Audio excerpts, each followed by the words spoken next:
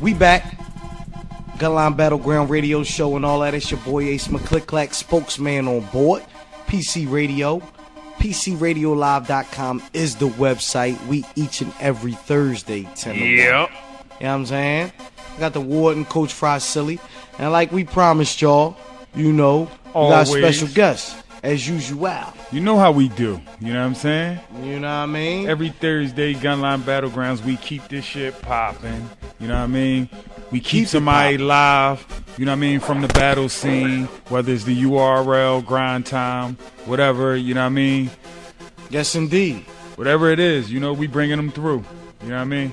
So with no further ado, man, we got my man Quest Mcody on the line. What's up, Quest? Yeah, what it is, Quest Mcody, Detroit. You know what's poppin'. Okay. You know what I mean? I got my man Ace McClick. This is my partner, Quest. What up, Ace? You good? What's cracking, Quest? What's going on, bro? I don't know, man. Just trying to get to the money. Where's that? I know that's right, man. Yo, before we get to the money, you know what I mean? We got a worldwide audience out there, man. You do your thing. Heavy. I want you to let the people know off top. I always ask people this when they come on the show. You know what I mean? So bust your gun. Let the people know who is Quest Mcody.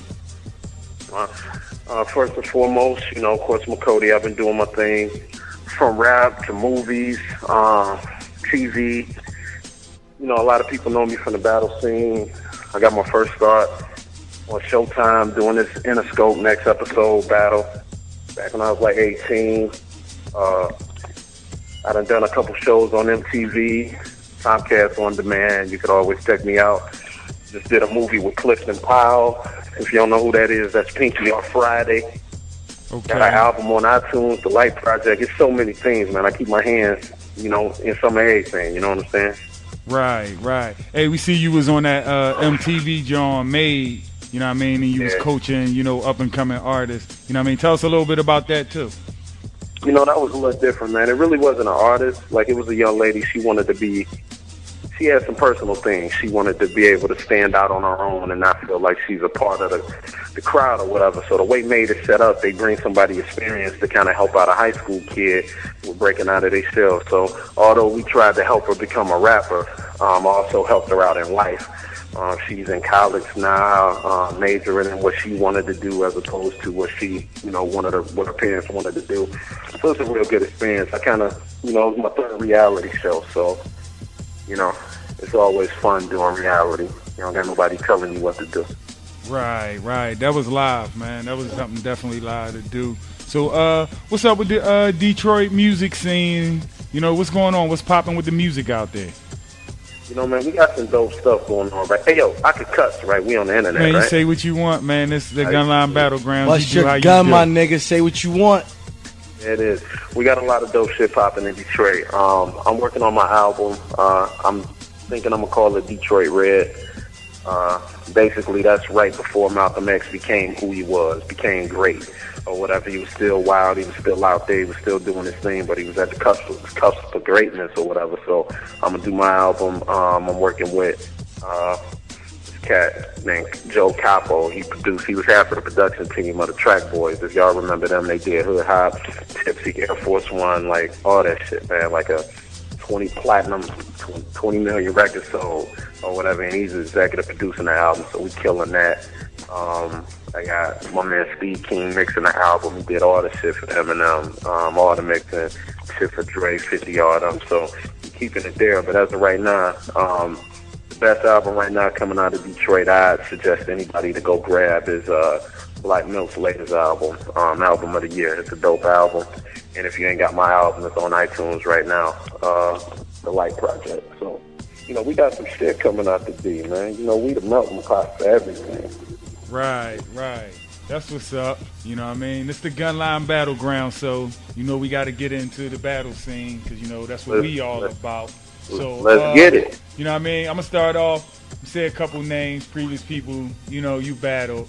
You know what I mean? Speak on the few of your battles. And I say a name. You let me know your thoughts on, you know, what happened. Ill Mac. Immaculate? Yeah. Ill Mac caught me slipping, man.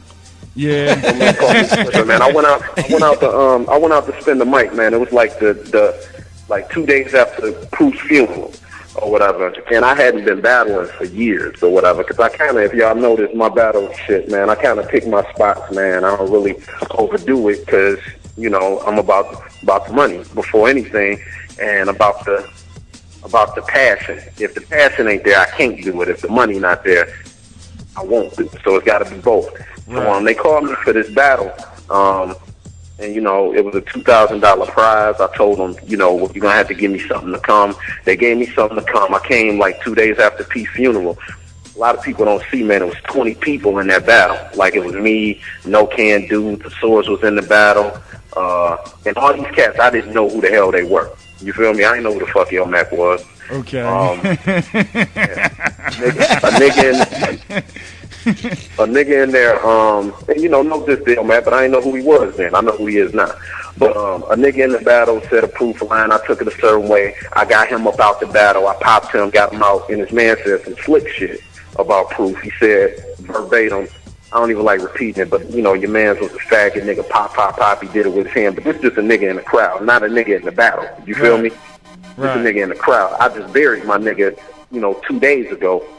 So I ran over, took a swing on him, and a whole lot of melee broke out. Security grabbed me. We went in the back. A little while later, some more shit popped off. They kicked us all out of the venue. You feel me? So I done fucking caused this shit to get shut down. So that's how we ended out on the street battling. Wow. And you never knew that?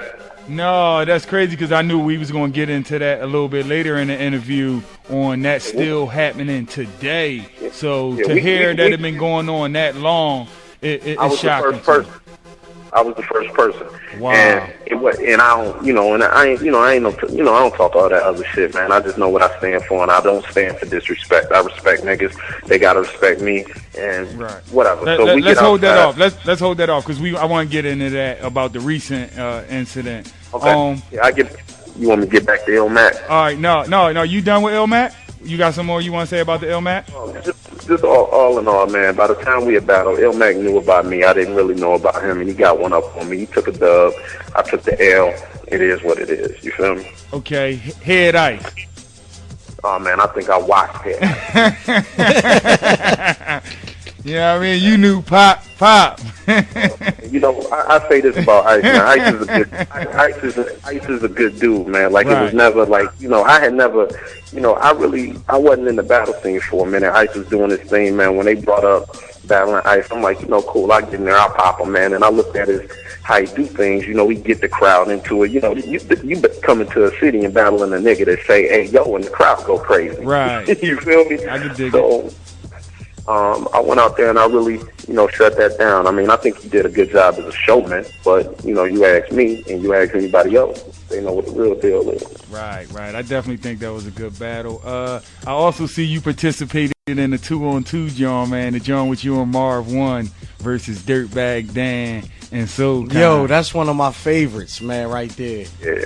You know, that was fun, man. Whenever me and Marv do something, man, we sit down. Like, honestly, all that whole run, me and Marv probably sat down for an hour, put it together, and then we went on our separate ways or whatever.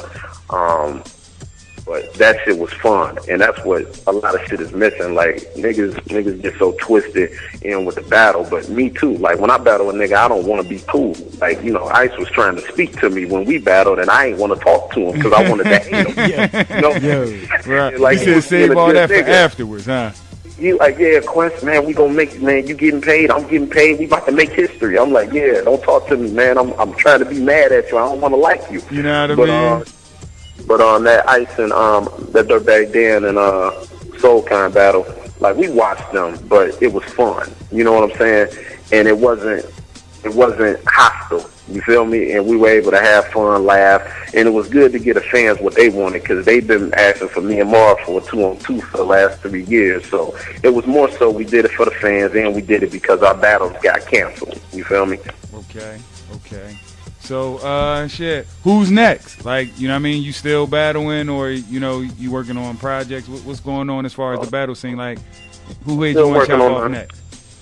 I'm still working on the album, working on the music, but at the same time, if the right opportunity comes, it's anybody. You know, me and DNA was supposed to do something. He backed out.